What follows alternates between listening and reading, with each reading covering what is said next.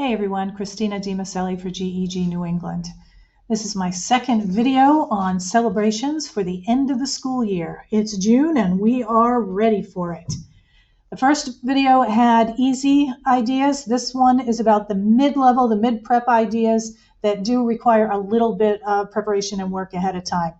I will be sharing this slide deck with you, and on each slide, as you can see here, there are some idea sources and links included. So this idea here is with word clouds. If you create a Google form for your students with room for them to put information and thoughts and words about their fellow students, you can collect those and make them into word clouds.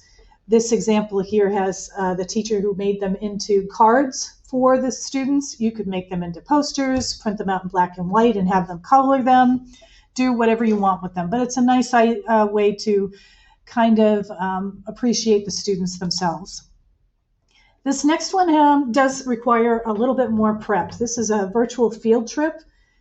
For this example here, this picture, the teacher made an invitation and then they went to a Disney type of field trip. And there's a couple of links here for places that you could go. A number of years ago, I did this with third graders, actually, and we did the Spy Museum. Now, this is a paid trip. This is not just one of the free ones.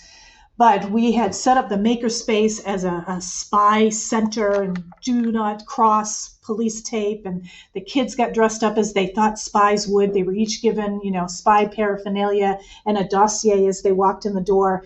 And we had a live link with the Spy Museum that they walked the kids through a bunch of puzzles and patterns and things like that. And by the end, the kids had identified who the spy was probably going to be and where they would be that weekend. And the Spy Museum people said they were going to go out and get them.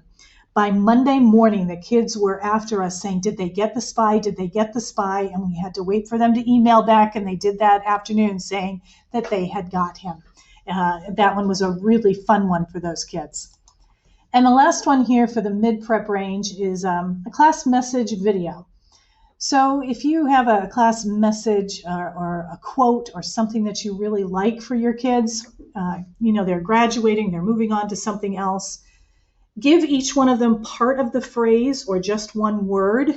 You may not want them to know what the whole thing is, so to surprise them, and just video each one of them saying their little part and then kind of stitch it together so that you have one big class message.